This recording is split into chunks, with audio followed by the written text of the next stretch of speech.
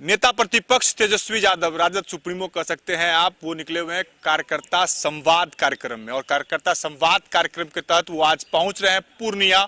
और यहाँ पे जो आर्ट गैलरी है पॉलिटेक्निक चौक पर, वहां पर बताया जा रहा है कि विशाल कार्यकर्ता संवाद कार्यक्रम राजद के द्वारा रखा गया। और यहाँ पर अभी पहुंचे हैं पूरी तरह तैयारी का जायजा लेने के लिए राजद के एमएलसी कारी सोहेब जी। हम बात करते हैं कि किस तरह से सीमांचल में चुनाव लड़ने की तैयारी और कार्यकर्ताओं के ऊर्जा कैसे जो है राजद भरेगी, क्योंकि लगातार 2 चुनाव यहाँ पे हुए थे, लोकसभा चुनाव और इसके बाद रुपौली का विधानसभा का उपचुनाव। राजद कहाँ खड़ी है और कैसे अपने संगठन को मजबूत करती है? कैसे मजबूत कीजिएगा संगठन को? क्या है कार्यकर्ता संवाद कार्यक्रम का मूल मंत्र? सबसे पहले तो ये कार्यकर्ता दर्शन संवाद कार्यक्रम है और मकसद ये है, आदरणीय नेता तेजस्वी जी पूरे बिहार में घूम के जो पंचायत और गांव के जो हमारे कार्यकर्ता हैं, जो हमारे साथी हैं, जो काम कर रहे हैं गांव में, उनसे हमारे नेता मिलना चाहते हैं। उनसे मिलके उनसे बात करते हैं, उनसे फीडबैक लेते हैं, उनका सुझाव लेते हैं। उनका सुझाव पार्टी हित में जो होता है उसको इम्प्लीमेंट भी करते हैं।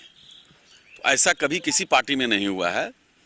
ये तेजस्वी यादव जी हैं जो अपने गांव के बूथ के कार्यकर्ताओं से मिल करके, कस्बा और गांव में जो हमारे साथी रहते हैं उनसे मिल करके उनकी बातों को सुनना, उनसे मिलना, उनके सुझाव को लेना, उसको इम्प्लीमेंट करना पार्टी हित में, ये सब हो रहा है। राजद अगर करे, राजद अगर बहुत तैयारी कर रही है संगठन को मजबूत करने के लिए, लेकिन पूर्णिया जिले में 6 विधानसभा हैं, आप दावेदारी मात्र 2 विधानसभा पे देते हैं, कैसे कार्यकर्ता? कौन बोल दिया कि 2? आप पूरी पहले से भी देख सकते हैं ना चीजों को। जी नहीं, एक बात समझिए, कोई भी पार्टी 243 सीट पे लड़ती है। हम 243 सीट पे लड़ते हैं। कांग्रेस भी 243 सीट पे लड़ती है, कम्युनिस्ट भी 243 सीट पे लड़ती है। हमारी दावेदारी नहीं है, हमारी तैयारी है।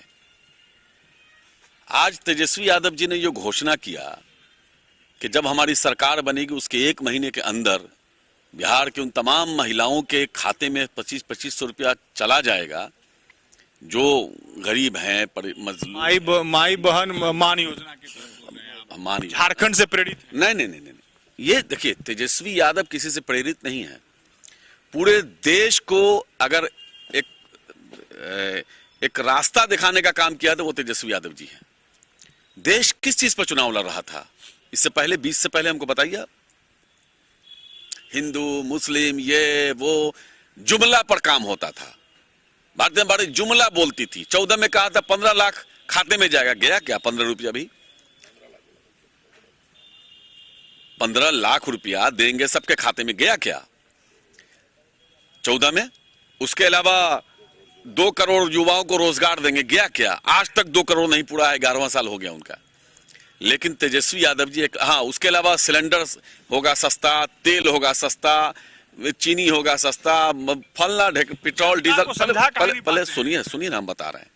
लेकिन तेजस्वी यादव जी एकमात्र लीडर इस देश का है जिसने 2020 में कहा, वो कर दिखाया। और ऐसे कर दिखाया कि सरकार ने एक साजिश के तहत इलेक्शन कमीशन से गठबंधन होने के कारण सरकार को में हमको नहीं आने दिया गया। हमारी सीट को छीन ली गई, 10-12 सीट को जबरदस्ती। लेकिन जब हम सरकार में 17 महीने के लिए, वो भी उप मुख्यमंत्री के हैसियत से रहे, हमारा लक्ष्य था सबसे पहले अपने किए हुए वादे को पूरा करना, और तेजस्वी जी ने पूरा किया। 5 लाख लोगों को रोजगार दे दिया, सरकारी नौकरी। 4 लाख लोगों को जो नियोजित पे थे उनको परमानेंट कर दिया, और 3 लाख लोगों का रोजगार सब देने वाले थे, सब तैयार हो, फाइल तैयार थी। तब तक ये भाग गए नीतीश जी। तो नीतीश जी में और मोदी जी में और हमारे तेजस्वी जी में यही अंतर है कि वो लोग जो कहते हैं वो जुमला होता है, हमारे नेता जो कहते हैं वो करके दिखाते हैं। तो मैं ये कह रहा था कि जो 2500 रुपया का जो ऐलान किया गया है वो किसी एक अमुक सीट के लिए किया गया है के समय कि 243 चुनाव के समय ही ना आता है कि जनता ये सोचती है कि आपका क्या है मैनिफेस्टो, आपका क्या एजेंडा है। चुनाव के समय ना होता है। हम जब पहले ऐलान किए थे जो चीज का, वो हम पूरा करके थका है। जनता इसलिए हम पर भरोसा करती है कि हमारे नेता ने जो भी वादा किया था, रोजगार का मामला हो, चाहे टोला सेवक का मामला हो, चाहे तालीमी मरकज का मामला हो, चाहे और भी अन्य जितने भी वादे थे, करीब करीब सबको पूरा करने का काम किया। क्या तेजस्वी जी जब तक डिप्टी सीएम रहे तब तक एक भी पेपर लीक हुआ था? लेकिन उसके बाद और उससे पहले खाली लीकेज हो रहा है। ये लीकेज सरकार है, इसमें कोई मजबूती नहीं है। कारी साहब जी, नीतीश कुमार निकल रहे हैं प्रगति यात्रा पे। अच्छा, तो आप नीतीश कुमार जी के कार्यक्रम का रोज नामे बदलता है। अभी प्रगति यात्रा उस वक्त तक बचा रहेगा कि फिर भी चेंज होगा, इसकी क्या गारंटी है। इसलिए अभी प्रगति यात्रा को वेट यात्रा कर लीजिए। अभी क्या लगता है कि सीमांचल में नहीं, अभी जो है ना वेट कीजिए, चूंकि वो बार बार जो है ना वो अपना नाम बदल रहे हैं। असल में उनका जो है ना ये अंतिम यात्रा है, तो वो मतलब समझ नहीं पा रहे हैं कि उसको अंतिम किस तरह से किया जाए। जनता इनको नकार चुकी है पूरी तरह से। अब एक मिनट बर्दाश्त करने को तैयार नहीं है। कोई विचारधारा है क्या? कोई विचारधारा है? खाली इधर से उधर 6 बार हो चुके हमको लगता है। पप्पू यादव साथ आएंगे? फिर वही बात, कौन साथ आएंगे नहीं आएंगे इसका सवाल क्यों आप करते हैं?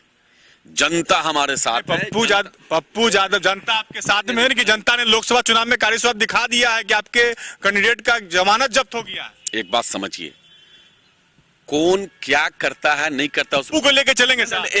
फिर वही बात, मैं क्या बोल रहा हूं, हम आपको सरकारी योजनाएं हैं उस पर लेके जा रहे हैं। यहां सवाल ये नहीं कि कौन साथ रहेंगे कौन नहीं रहेंगे, सवाल ये है कि बिहार का विकास कैसे होगा, बिहार में बदलाव कैसे होगा।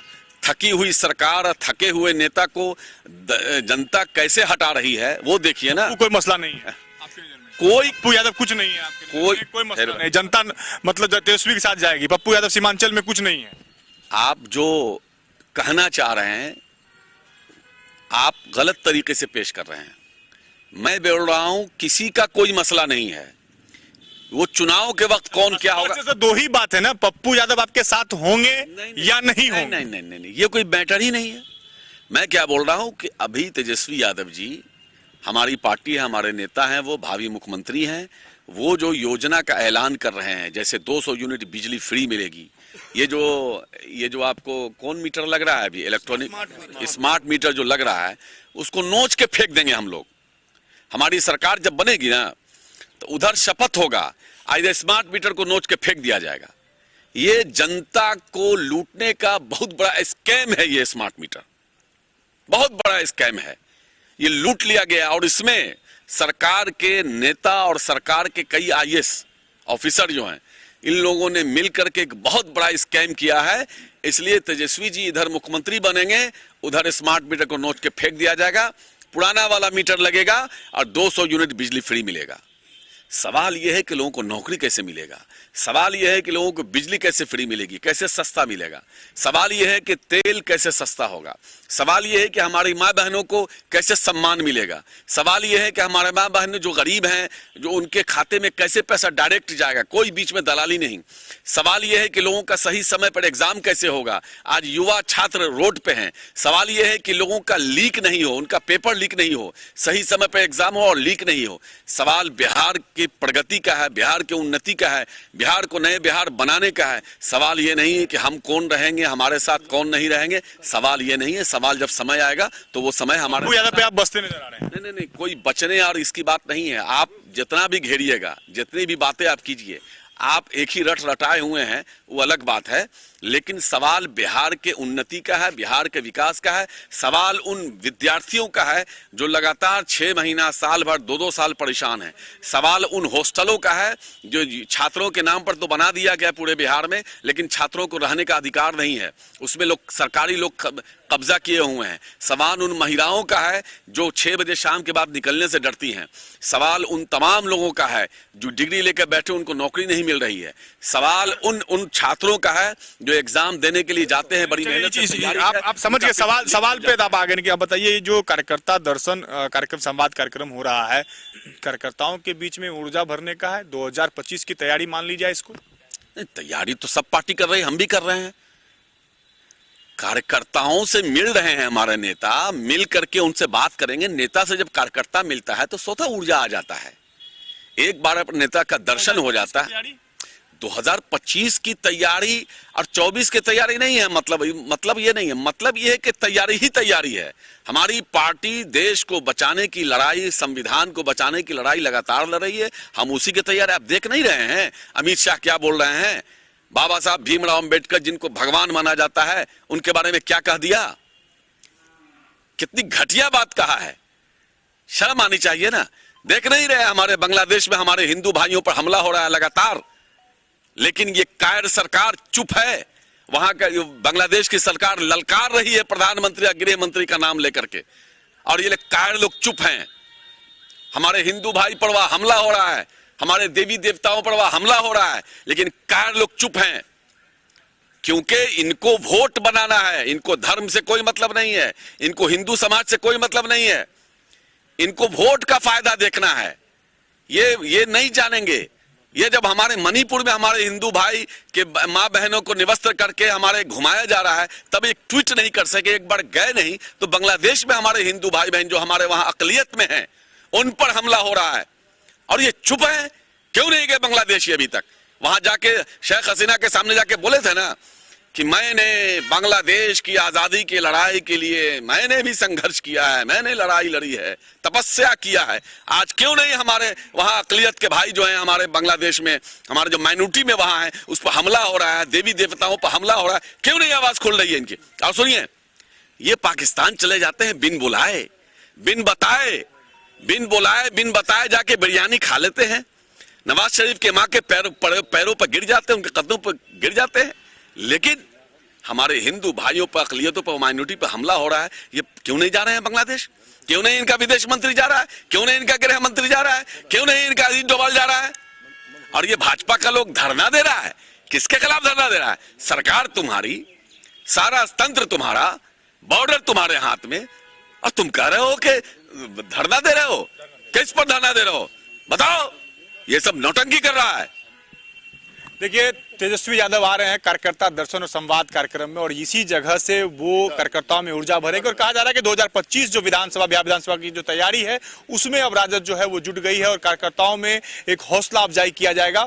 और जिस तरह से कारी सोहेब यहाँ पे पहुंचे हैं और जिस तरह से इन्होंने भाजपा पे हमला बोला है, देखने वाली बात होगी कि इस 2025 विधानसभा के चुनाव में जनता जो है कितना साथ देती है महागठबंधन को। कैमरामैन अमित कुमार के साथ प्रफुल्ल झा, पूर्णिया।